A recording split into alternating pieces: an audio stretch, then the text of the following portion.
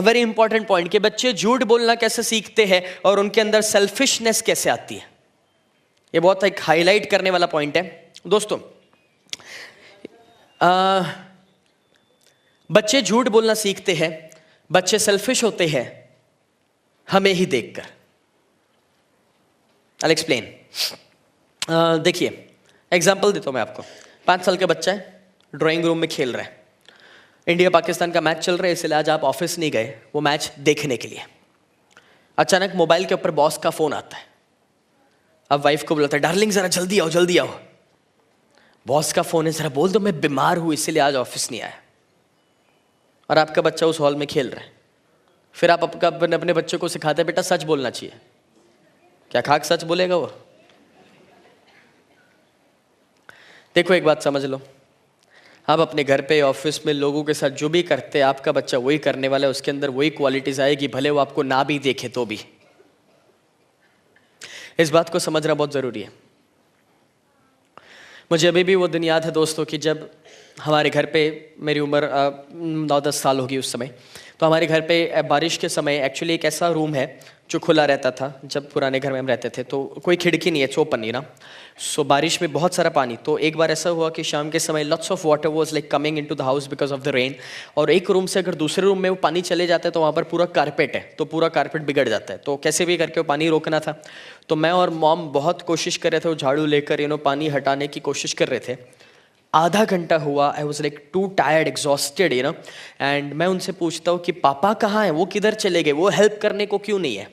और मम्मी थोड़ा मुंह चढ़ा के कहते देख सामने। मैं बालकनी के नज़दीक गया, सामने देखा, सामने वाले टावर में उसके गोडाउन में पानी फंस गया था। वो निकालने को गए थे जिस गोडाउन और टावर से हमें कोई लेना देना ही नहीं है।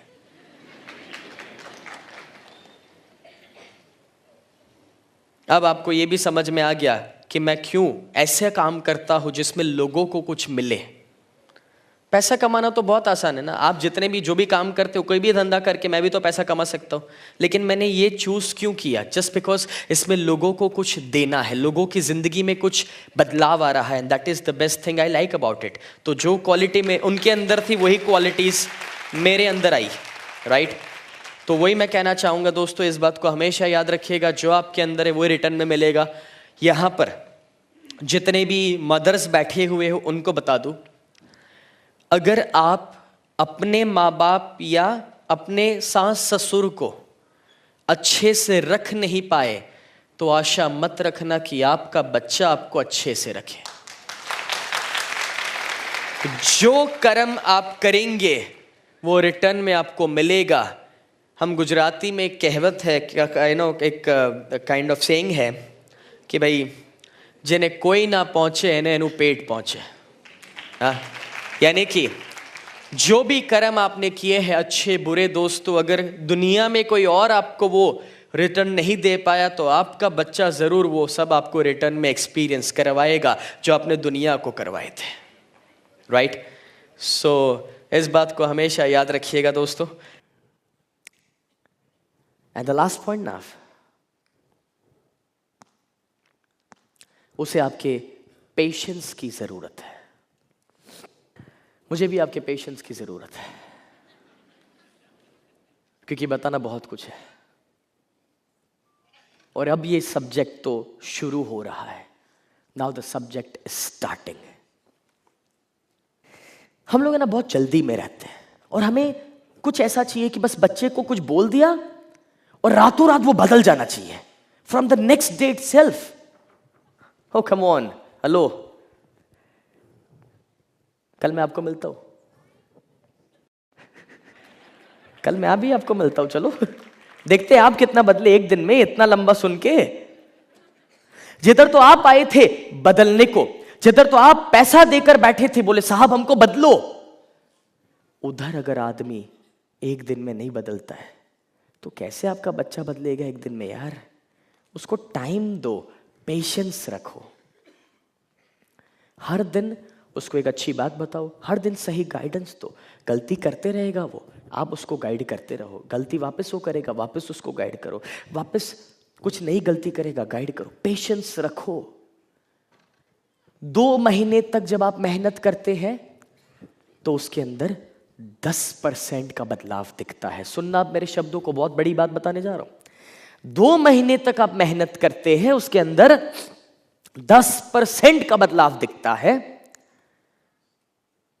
मगर हमें तो दूसरा 90% ही दिखता है। एंड वो 60 दिन के बाद ऑन द 61th डे, यानी कि 2 महीने के बाद तीसरे महीने का वो पहला दिन, और जब उसने कुछ गलती किया जो अभी तक कंट्रोल रखा था, वो स्नेह देसाई का इफेक्ट 2 महीना रहा। एंड वो तीसरे महीने का पहला दिन और वो जो 2 महीने का स्प्रिंग अंदर दबा रहे थे, वो जब निकलता है बाहर, and when we blast off, and that is, अरे तू कभी साला सुधरी, मैं तुझे बोल बोल के थक गया। And what happens at that moment is कि बच्चा 2 महीना सुन के ना बेचारा कोशिश करके 10% बदलाव लाया था, ऐसा नहीं वो नहीं लाया था, और वो बदलाव आपने देखा भी था और आपने उसकी तारीफ भी की थी, आई नो दैट। मगर द मोमेंट आप ये बोलते ना, उसका रिएक्शन क्या था? ठीक है, बोले अच्छा तो आपको ऐसा लगता है मैं सुधरने वाला नहीं? हां, मैं नहीं सुधरने वाला, अब तो मैं ऐसा ही रहूंगा, लो। और आप देखोगे उस दिन से वो जो 10% बदलाव आया था वो भी खत्म हो जाएगा।